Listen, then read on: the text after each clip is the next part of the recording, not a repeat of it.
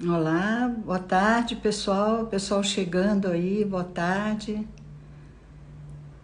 Boa tarde a todos. Tiago, Elaine, Paulo Milton, Luciana. Estamos aguardando aqui a chegada de mais pessoas para nós podermos começar. Sejam bem-vindos todos vocês. André, Márcia, Tiago, Tati. Sejam bem-vindos, estamos aqui nos preparando.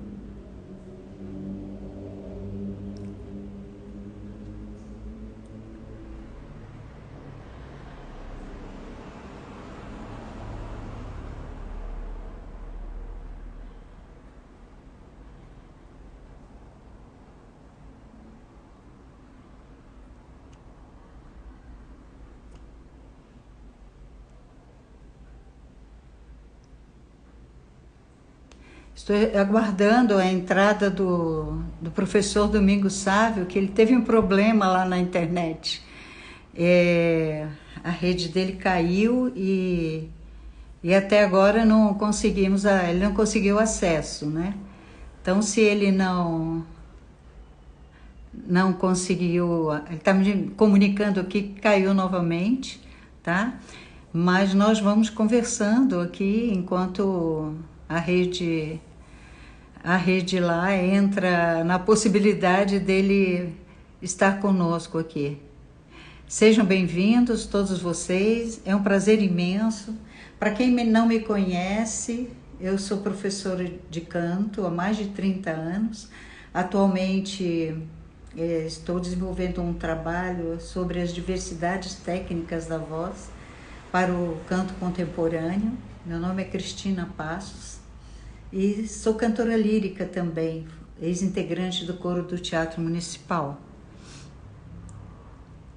Acho que agora vai. Nós estamos com esse problema de rede, né? Olá! Tudo bom? Eu Eu estou com já problema. estava pensando que eu ia ter que fazer a live sozinha. Tudo bem? Tudo Tudo bem? bem, tudo bem com todos aí. Desculpem, mas eu estou com um probleminha aqui de queda de luz. Aqui é onde eu estou, em Camboinhas, em Niterói. O tempo não está bom. Então, a qualquer momento eu posso cair. Entendi. Mas aí, quando eu voltar, você entra novamente, Então, tá certo. tá? Não tem Então, vamos problema. nós. Vamos Nós nós. estamos, o professor Domingos Sávio, doutor em fonoaudiologia, especialista em voz, é professor também da Universidade Federal do Estado do Rio de Janeiro, né? E faz um trabalho também de pesquisa, de investigação na área de artes cênicas da Unirio e no curso de especialização em voz, né? Na Clean Voz. Professor, fala um pouco para nós, né? Eu já me apresentei, enquanto esperava você, já me apresentei. Imagino. O pessoal está chegando e a gente começa aqui o nosso bate-papo. Eu agradeço a você ter aceitado o convite para participar dessa live. E fala um pouco para nós sobre a especialidade em voz, porque muita gente me pergunta, mas a fonoaudiologia já não é uma especialização na voz, né? Em voz, né? Tá. Fala um pouco para a gente sobre essa diferença, né? Ok, primeiro eu quero agradecer o convite a você para participar de sua live e também, né, homenagear a todos os profissionais da voz. Eu sou fonoaudiólogo, né, neste momento que nós estamos vivendo, da pandemia, mas lembrar também dos técnicos de enfermagem, dos enfermeiros, médicos, fisioterapeutas e todos que estão envolvidos, né, nessa frente, nessa batalha aí contra essa pandemia, né, esse coronavírus, né, uma homenagem a todos os profissionais da voz. A fonoaudiologia, ela tem uma formação generalista, mas é uma profissão que lida com a comunicação. A voz é uma das especialidades da fonoaudiologia, né, que requer conhecimentos, assim como a medicina tem as suas especialidades em pediatria, né?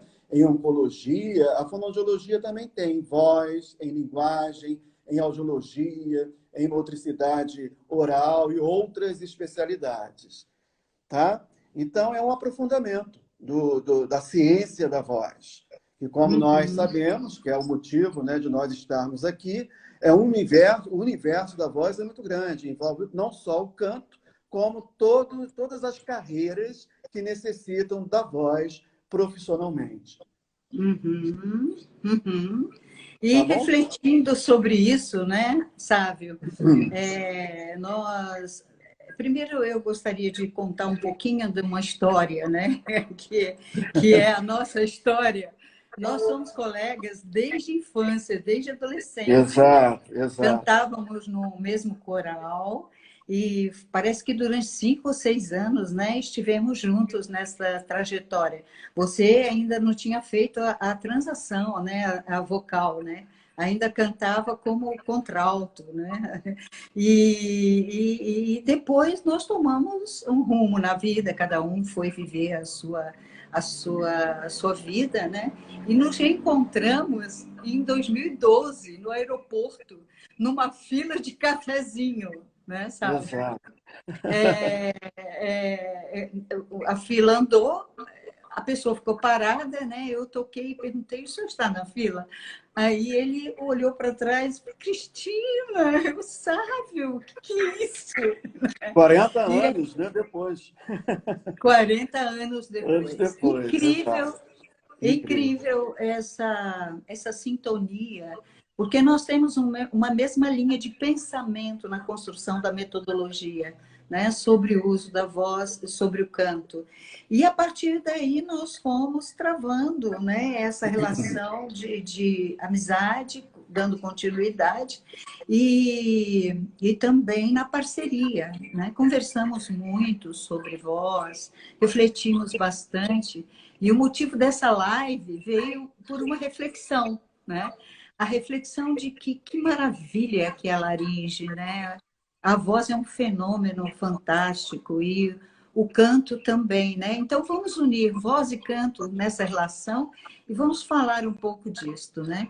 E foi essa motivação da nossa live, né? Quando você, inclusive, me falou, né? A laringe, ela tem uma função biológica inicialmente, né? Mas a fonação é uma aquisição da espécie humana e é uma função muito nobre da laringe. Isso me emocionou muito, porque realmente eu acho o universo, esse universo da ciência e da arte do canto muito maravilhoso e complexo e amplo. Então, eu queria conversar um pouquinho sobre a laringe, né?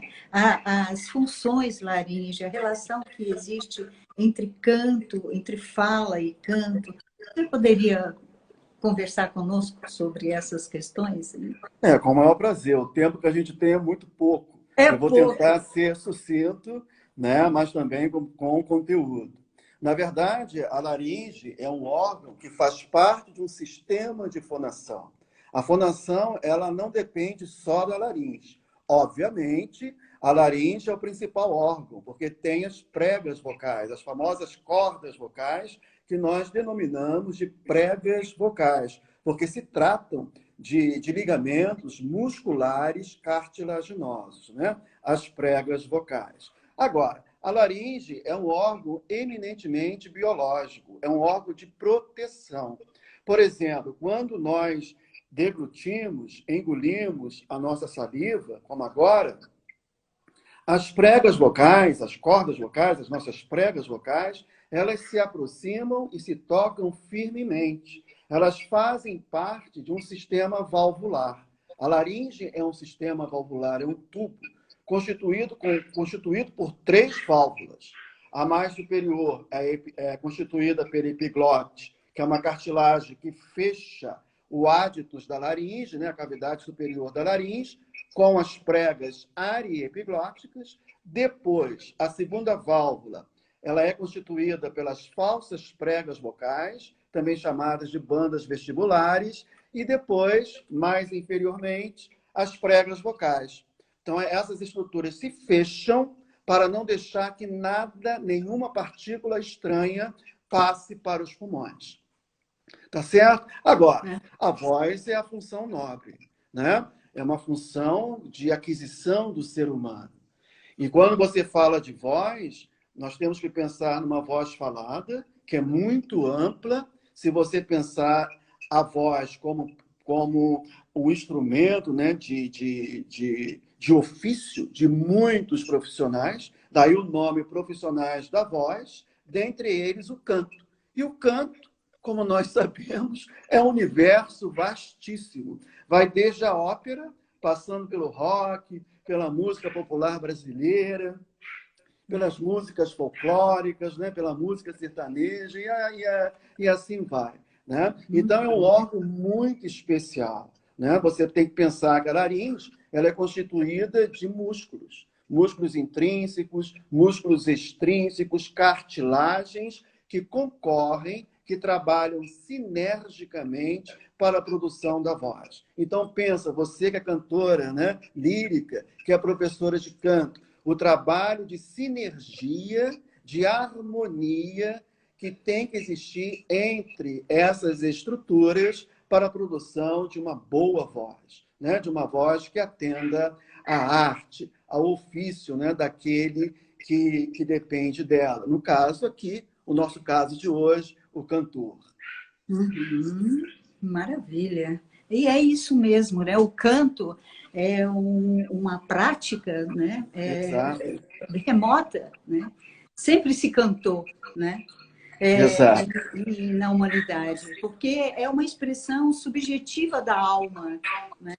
Onde o indivíduo expressa as suas emoções, os seus pensamentos, e a sociedade expressa os seus valores, a sua cultura. Então, através da música e através do canto, nós podemos perceber, né, para onde estamos indo, né, para que direção estamos indo.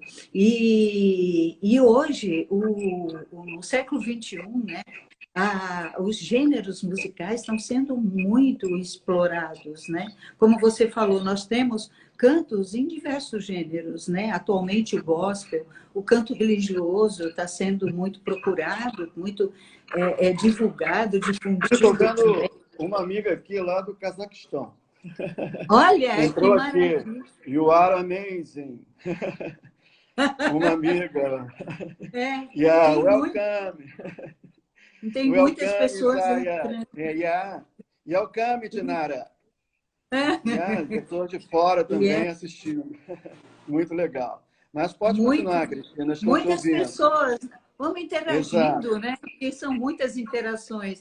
Enquanto você falava, eu ouvia também aqui as pessoas comentando. E não dá para responder a todos, né? Mas está em aberto, tá? As perguntas e eu estou tentando acompanhar aqui no máximo que eu puder, né? Mas a questão é a gente poder desenvolver esse bate-papo, né, no nível que possa ampliar as possibilidades de investigação e de motivação para os cantores também, né? Porque atualmente existem muitas técnicas vocais, né, específicas para cada tipo de canto, né? E neste sentido, sabe, o que você diria aos cantores sobre a importância de conhecer a sua própria voz, né? Alô? Então, meu eterno mestre, muito feliz em poder te ouvir. Ele saiu do ar, porque a internet dele lá não está a favor, não está favorável, né? Então, ele caiu, mas espero que consiga entrar, né? E nós estamos falando aqui de um assunto muito importante, que é essa relação fonoaudiologia e arte, né? E canto e voz. Porque o cantor, ele precisa do conhecimento científico, atualmente, mais ainda, porque estes conhecimentos é que darão a todos nós, o profissional do canto, né, a condição de identificar as nossas dificuldades, identificar as nossas referências vocais, conhecer o nosso perfil vocal, né, a nossa extensão, nossa textura, nossa questão do timbre, como você usa o timbre, como nós devemos utilizar os timbres nos diversos estilos de música, né? Nosso repertório. Enfim, esse conhecimento ele vai ser muito necessário para que nós possamos ampliar as possibilidades vocais e nos situarmos enquanto cantores, né? Aí eu estou falando especificamente do cantor. Né?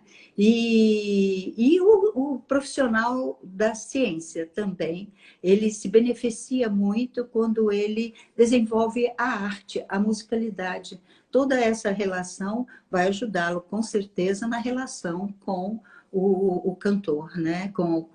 Quando estiver tratando de alguma situação, de alguma dificuldade com o cantor. Né? O Sávio, o professor Domingos Sávio, ele inclusive também cantor, artista, uma das razões, inclusive, pela qual eu me identifico muito com a metodologia dele. Está chegando aí. Voltei. Oi. Caiu. Eu acho que vai ser assim, vai cair, vai voltar, né? Voltar. Então, mas aí nós vamos salvar vamos postar essa live, tá? E aí as pessoas vão ter condições de assisti-la desta forma, né? Mas se estiver cortando, inclusive, ela vai ser gravada inteira, tá? Mas Agora, sabe, eu queria falar para você, já que você tocou no assunto da nossa história, né, que foi muito importante, até a minha escolha de ser fonoaudiólogo veio do canto. Muita gente pensa que eu sou fonoaudiólogo porque eu vim do teatro. Não, eu sou fonoaudiólogo e amante da voz porque vim do canto, porque cantei, fiz parte de um coral, de um madrigal chamado Luca Marenzio. E eu comecei a cantar quando eu tinha 10 anos de idade, né? E eu cantava como contraltino, no naipe dos contraltos, que é a questão do coral. E eu me lembro que a nossa regente, a Maria Inês Guimarães, apesar de, naquele tempo, o conhecimento de voz ainda ser pequeno, ela tinha muita preocupação com a minha voz, né?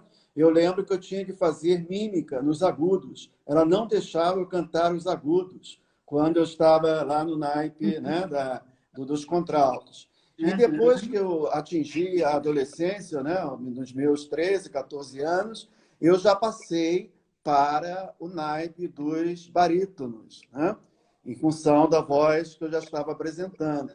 Mas eu fui um adolescente que não experimentei aquelas desafinações, né, que o não. adolescente experimenta, né, aquela instabilidade tonal. Então, eu vejo que o trabalho de canto consciente, por uma regente que é consciente, tem muita importância na formação de um cantor. Né? Então, eu queria deixar esse registro.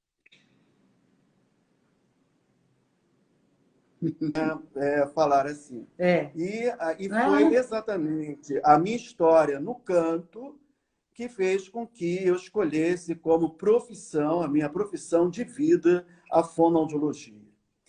E lembrar também, Cristina, que a voz ela não depende só do sistema fonatório, né? Da laringe, da respiração, né? Mas ela depende também de outros sistemas. Como, por exemplo, o sistema endócrino, né? O sistema circulatório. Então, qualquer problema que pode ocorrer em nível de saúde, né? Em relação à saúde geral do cantor, pode trazer problemas para a sua voz. A gente pensa que, os cantores pensam que os problemas são restritos à laringe, e não é bem assim. Quer ver, um exemplo importante é para passar depois para você, para eu não me esquecer, é o período pré-menstrual e menstrual da mulher cantora, né? Da mulher que ainda passa pelo período ovulatório, porque as pregas vocais podem experimentar um processo de edema neste período. Então, todo cuidado é pouco. Não é que ela precisa deixar de cantar, mas o professor de canto, que tem este conhecimento, tem que tomar cuidado neste período, né? Para não exigir muito da extensão vocal da cantora. Pode causar, inclusive, hemorragias, né? Rompimentos de capilares das pregas vocais. Então, são algumas questões dentro desse pequeno tempo que a gente tem, que a gente pode trazer, né, à tona, que eu acho que é importante para quem estuda canto, para quem trabalha com o cantor. Né? Com certeza. Faz parte da saúde vocal, né? O tratamento que você dá à sua voz vai revelar o tipo de cantor que você é, né? E até onde você vai conseguir cantar, né? Também, né? Hoje é muito comum, existe muita demanda dos cantores, né? Os cantores são muito exigidos, eles têm que cantar com muita frequência em shows, em eventos, e se não tiver o cuidado necessário, e é muita coisa que tem que fazer para manter esse cuidado, né? Aí vai desgastando e vai começando a apresentar problemas, né? Nós retomamos esse assunto, mas eu queria voltar lá no canto coral, né? Que a escola de canto coral é uma excelente escola para a formação musical e a formação dos cantores. Eu também fui formada, né, por essa escola, canto coral, a minha vida inteira cantando, inclusive sou ex-integrante do coro do Teatro Municipal. E foi aí que eu aprendi realmente a me ouvir, a construir todo um processo de percepção musical, né? de compartilhamento, inclusive social, em várias áreas, né? E isso tudo vai aprimorando, nos aprimorando enquanto seres humanos e nos dando condições também de entender que a voz ela se manifesta em diversas maneiras, né, nos gêneros musicais que nós estamos cantando. Eu estava falando sobre isso, as diversidades de timbre, o perfil da voz. Eu tenho até uma questão para colocar em relação à coral, porque eu já recebi clientes, né, pacientes, em função de cantar em coral. Mas não porque o coral não seja uma excelente escola, foi a minha escola, né? Como foi a sua também, o nosso início no canto. Mas eu queria tocar num assunto que é muito importante, que é em relação às vozes intermediárias, que é o caso do barítono, que é o caso do mezzo-soprano, né? Porque muitas vezes no coral é difícil para o regente montar, né, um coral com contraltos verdadeiros, não é isso?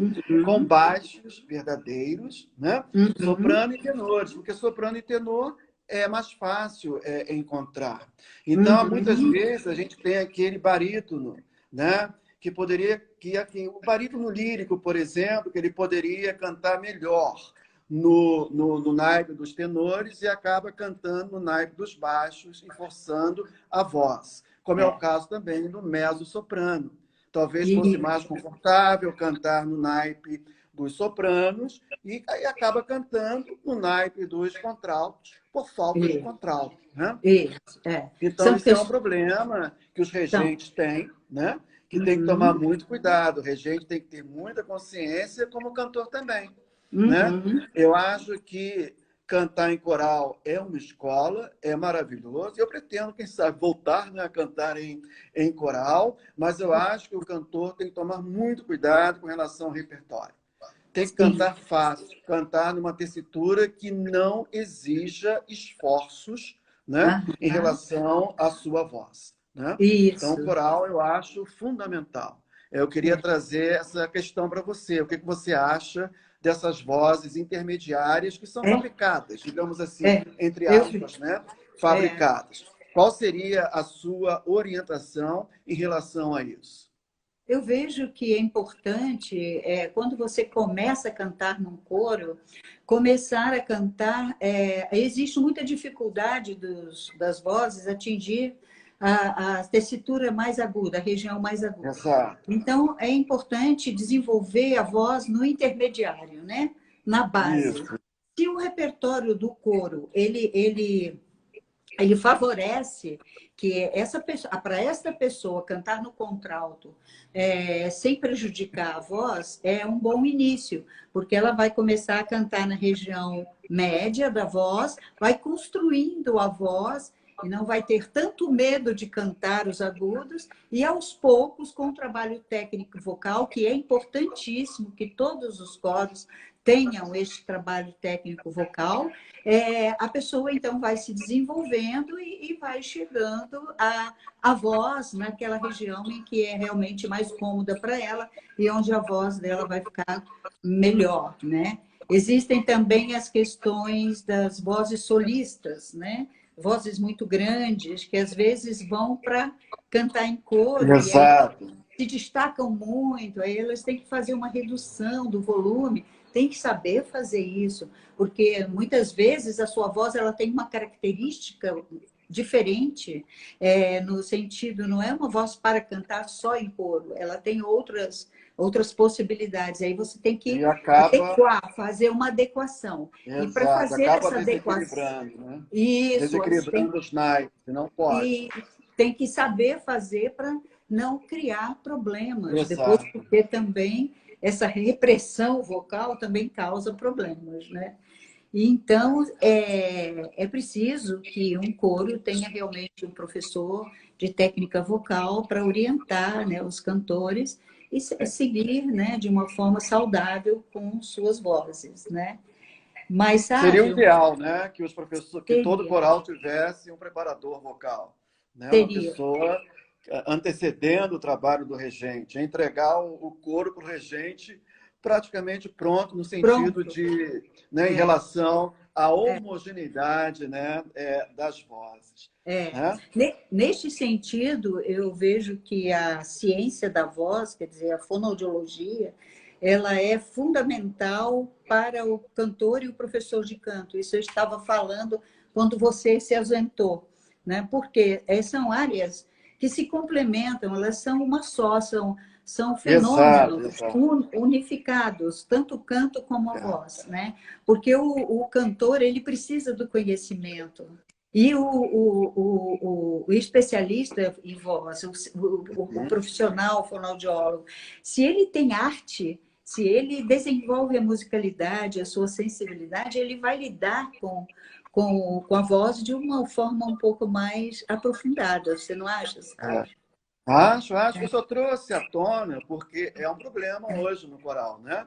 As É, vozes que são fabricadas, essa classificação, às vezes, muito rápida das vozes, né? Que é um isso. dado que eu não sei se a gente vai ter tempo de discutir aqui, a questão da classificação da voz, Ah, né? Que tem isso é muito mitos, importante. mitos envolvendo a classificação da voz. Não é da noite para o dia que se classifica uma voz, até pode acontecer, né?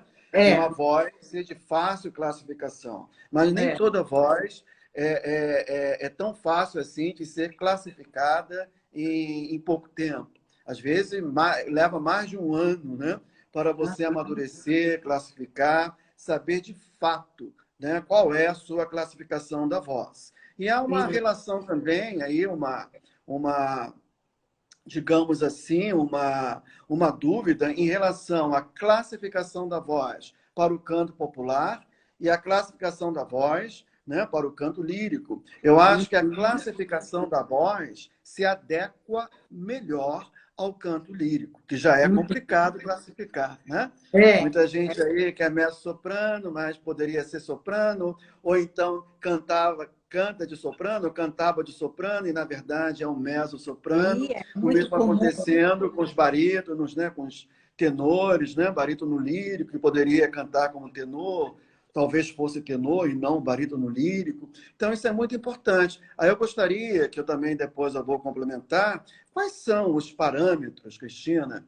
que nós devemos adotar na classificação de uma voz? Né? Qual é essa relação da classificação que muito professor só opta, né? Quer dizer, só utiliza a extensão, o parâmetro da extensão vocal. Então, para você, como é que é isso? Como é que se classifica uma voz? Eu vejo que eu sofri essa questão porque eu sempre fui classificada como mezzo-soprano. Então, tinha professores que me achavam que eu era soprano, outros mezzo, e ficou nisso. E eu decidi que eu que ia me escolher, que eu ia definir quem eu era.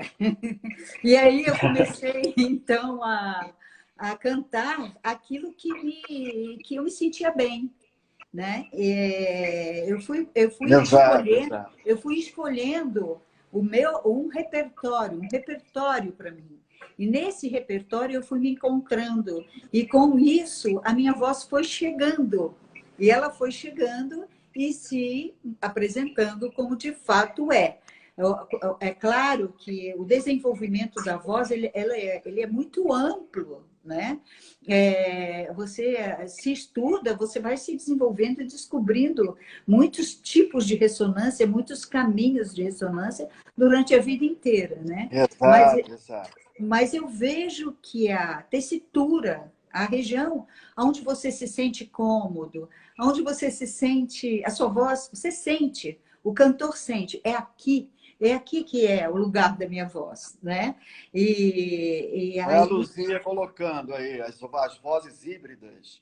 A as vozes. Luzia, ó, é professora de canto. Aham. É professora de canto no Rio de Janeiro. Ela Que está falando aí das maravilha. vozes híbridas, né? Isso, São difíceis de se enquadrar em uma classificação. Exatamente isso. É muito exatamente. difícil. Não se É. enquadra. E Então, hoje, quando a gente cantava, né, quando eu tinha lá os meus 14, 15, 17 anos, não existia os exames de laringe como nós temos hoje, né?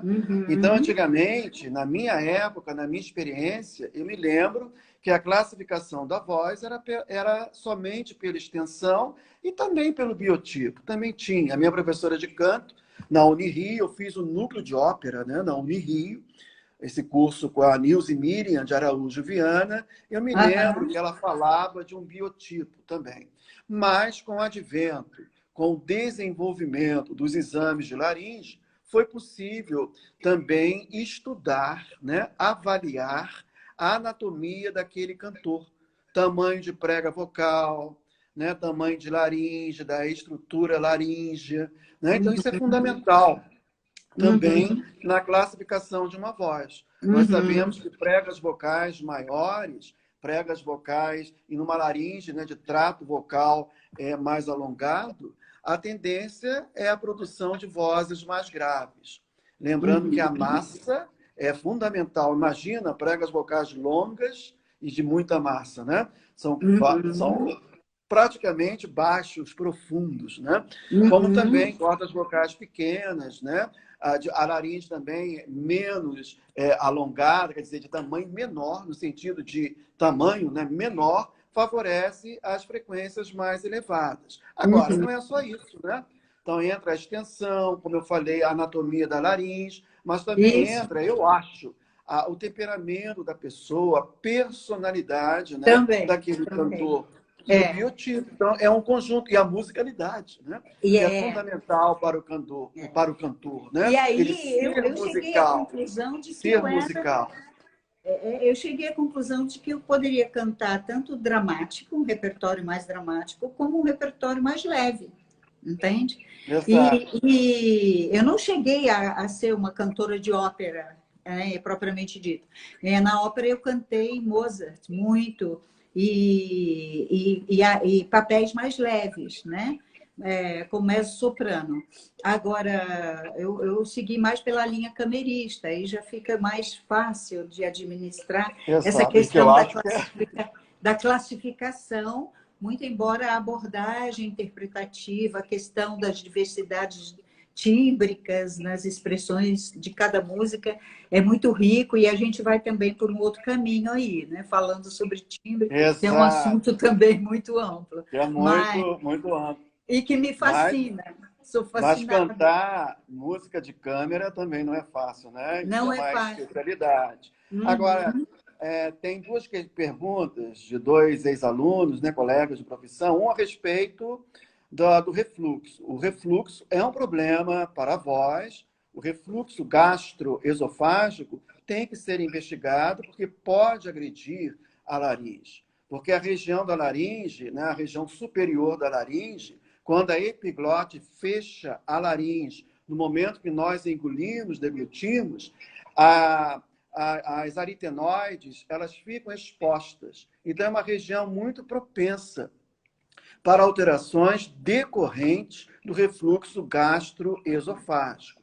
E a uhum. depender do grau do refluxo, né, quando do suco ácido que vem né, do estômago, que a pessoa regurgita, pode chegar nas pregas vocais e agredir.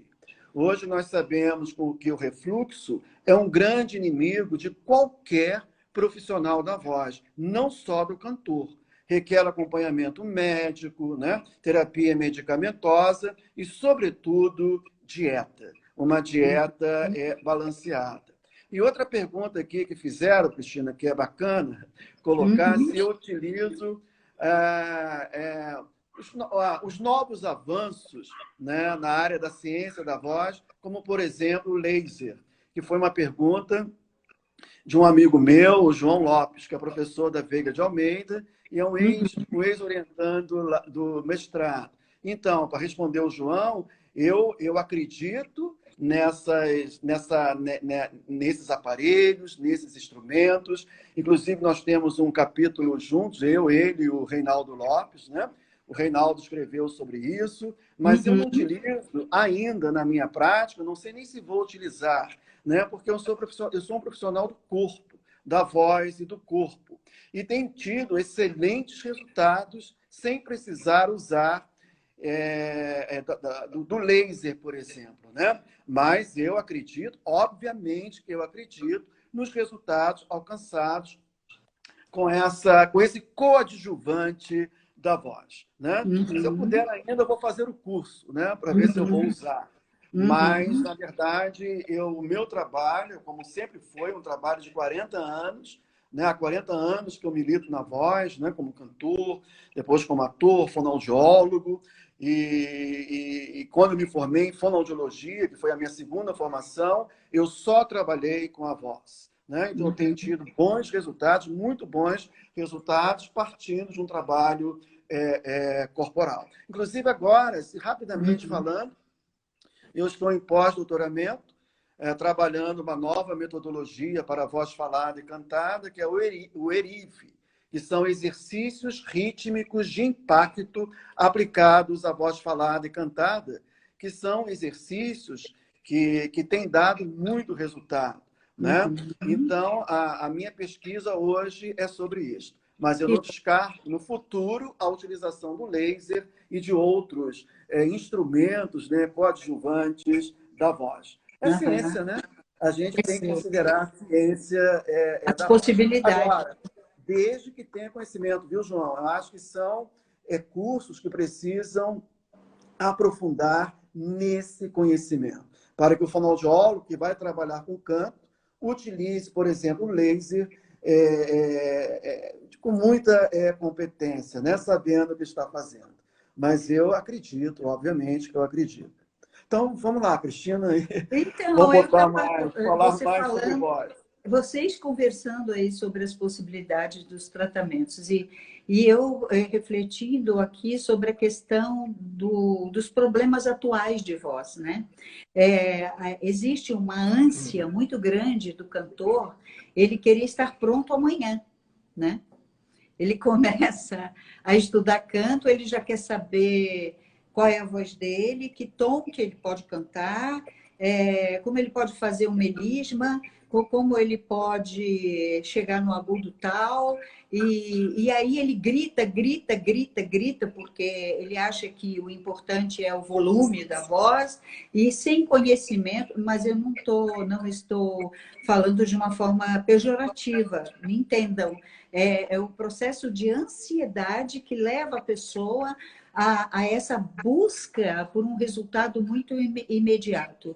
E a dificuldade de saber identificar o que ele está fazendo com a voz dele, né? Isso aí é muito, muito sério. Por isso, o cantor precisa de um professor. Não tem como Exato. estudar canto pela internet, não tem só com métodos que você não tenha uma pessoa para te escutar e te Exato. orientar e te mostrar o caminho.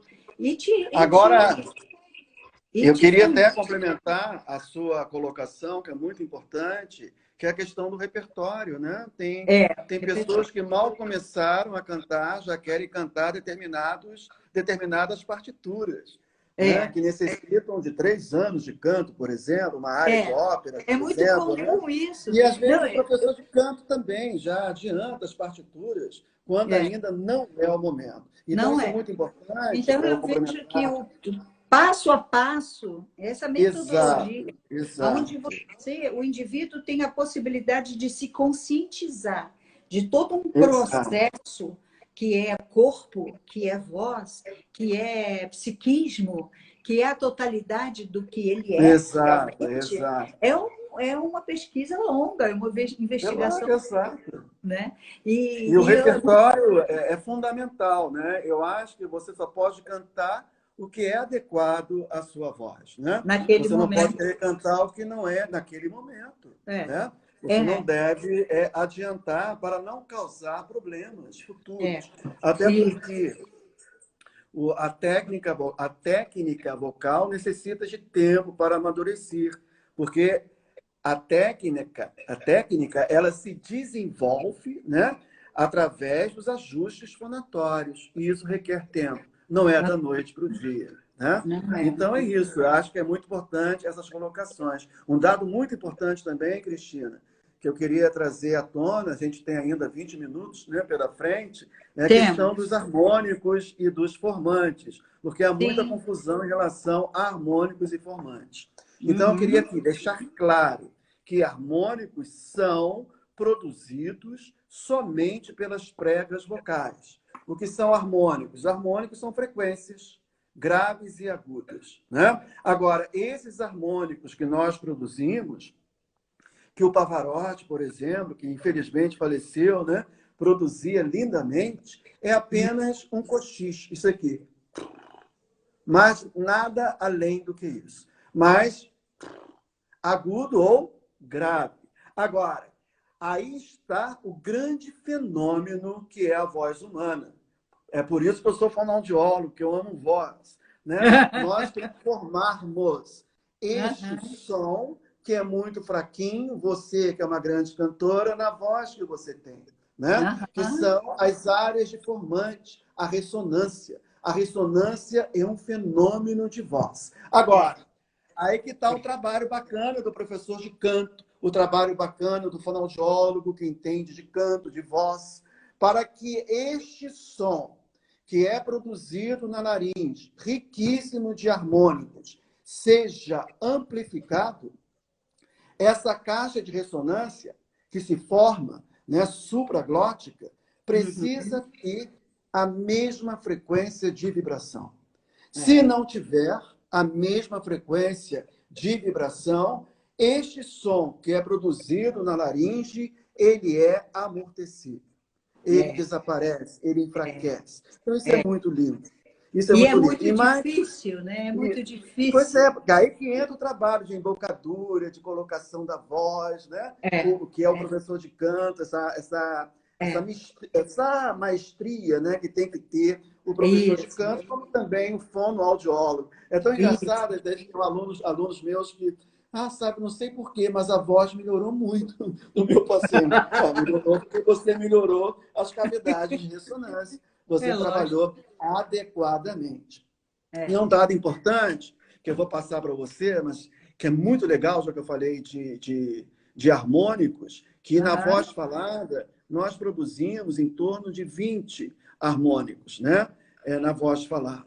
E à medida que esses harmônicos vão se distanciando do primeiro harmônico, eles vão enfraquecendo. Porque o que é isso? Em um segundo, quando nós emitimos um som, o som que as pregas vocais emitem, em um segundo, você tem o primeiro harmônico, que é o mais forte de todos, que pode ser um dó maior, por exemplo. Os próximos harmônicos, que são múltiplos inteiros do primeiro harmônico, eles vão se sobrepondo, criando uma série harmônica. Pode ser um dó, depois vem um fá, vem um si, vem um ré, entendeu? Mas o ouvido humano, a orelha, só identifica o primeiro harmônico. Entendido isso? Então, na medida que essa voz, que esses harmônicos vão se distanciando do primeiro harmônico, que é o famoso tom fundamental, tom fundamental, eles vão enfraquecendo na voz falada. No canto, não. No canto lírico, sobretudo, esses harmônicos se mantêm fortes. Eles não enfraquecem como enfraquecem na voz falada. Entendeu?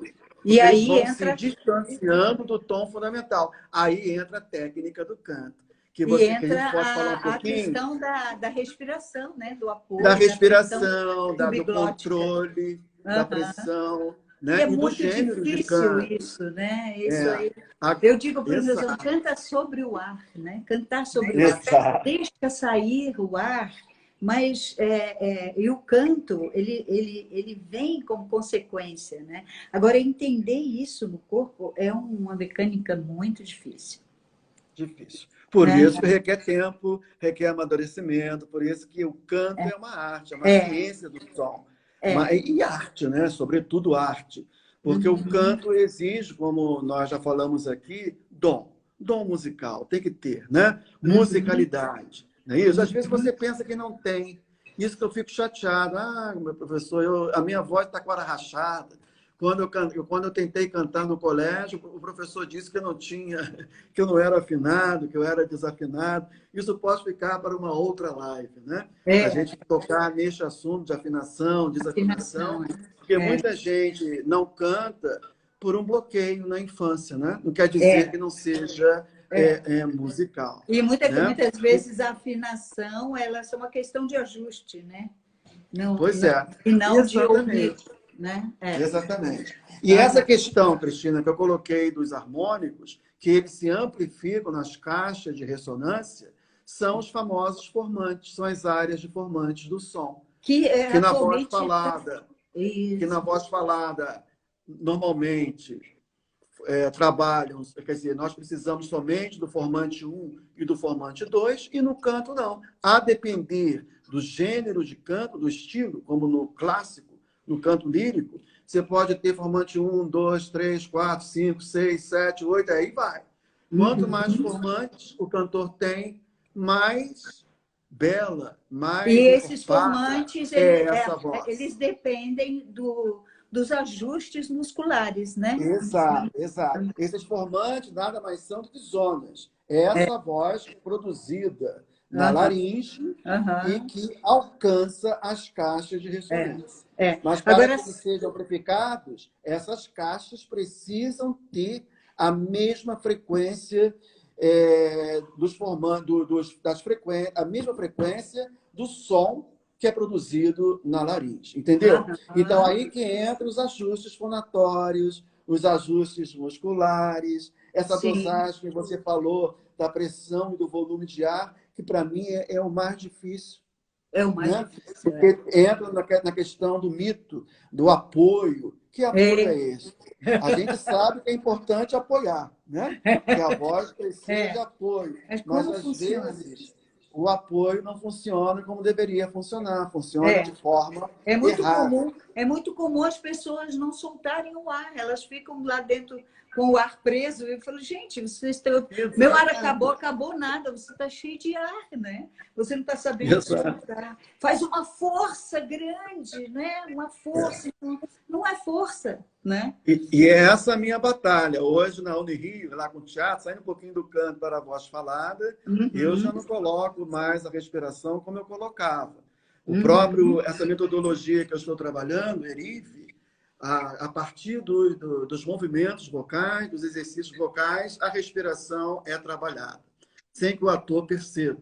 Né? Uhum, Eu só vou falar de respiração na metade do curso, quando todas as respirações estão como a gente quer, bacana, né? uhum, Funcionando dentro de um padrão desejável. Mas é uhum. isso. Também o apoio a gente pode discutir num outro momento, porque é É, tem complexo. pessoas aqui Falar de comentando, apoio, eu né? tô conseguindo ver aqui, sabe, o comentário de algumas pessoas dizendo, pedindo outra live, dizendo que amaram esta live, colocando a importância da prática diária, dos cuidados da voz. Existem Exato, muitas exato. colocações muito importantes aqui que nós não estamos conseguindo acompanhar, mas com certeza teremos oportunidade de retomar, né?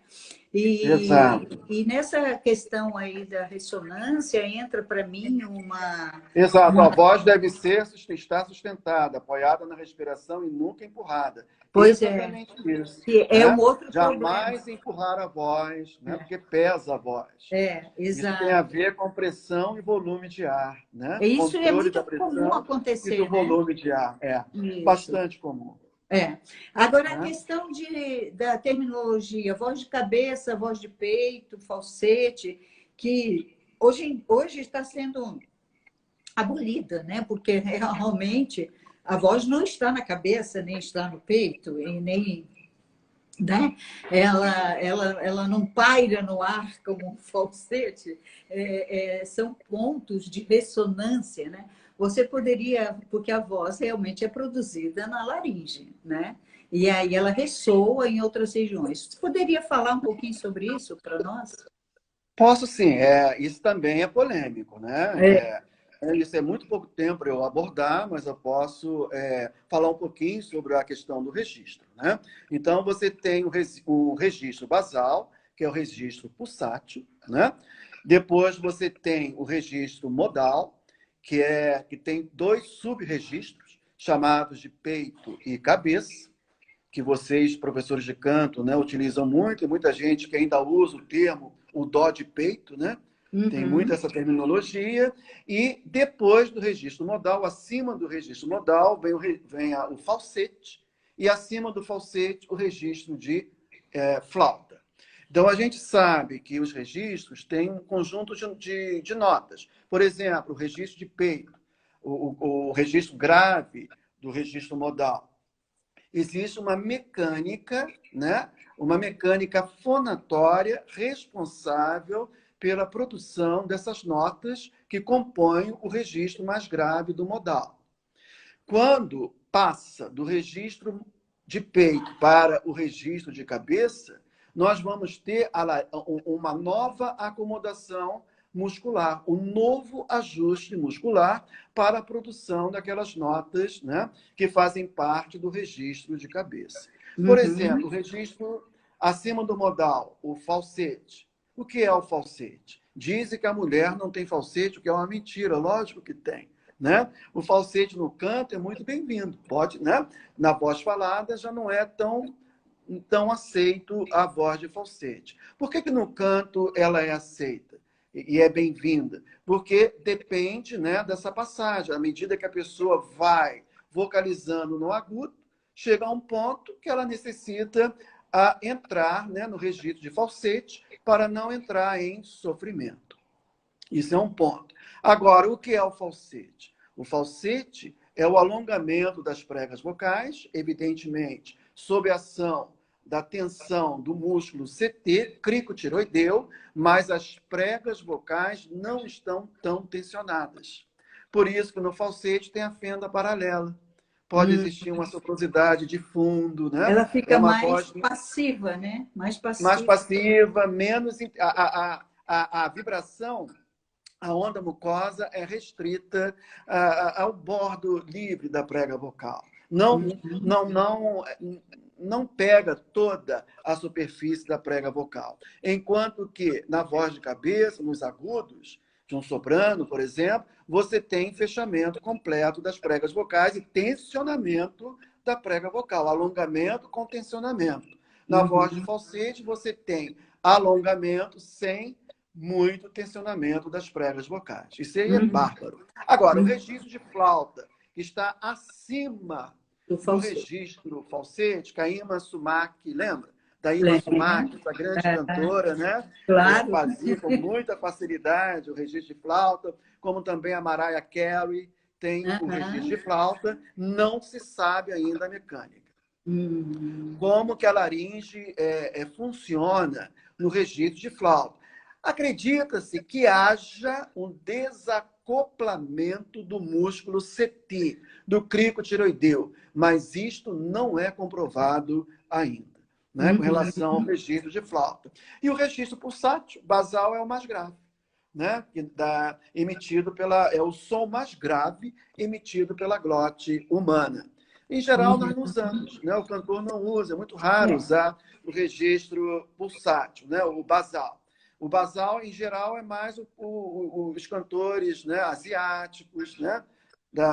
Do canto oriental, né? Em geral, eles usam mais o registro, podem usar mais o registro basal. Mas isso é uma síntese, né? Do que é registro. Existem os registros, né?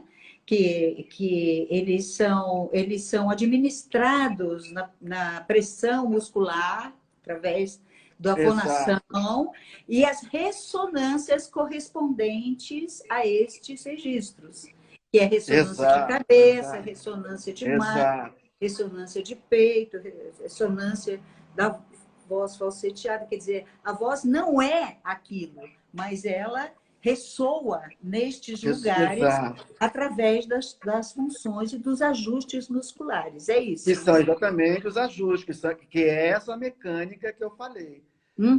E aí concorre a musculatura intrínseca da laringe, também a musculatura extrínseca. Tem também essa conversa em relação à posição da laringe, que no canto lírico a laringe é mais baixa, né? Em relação ao canto popular.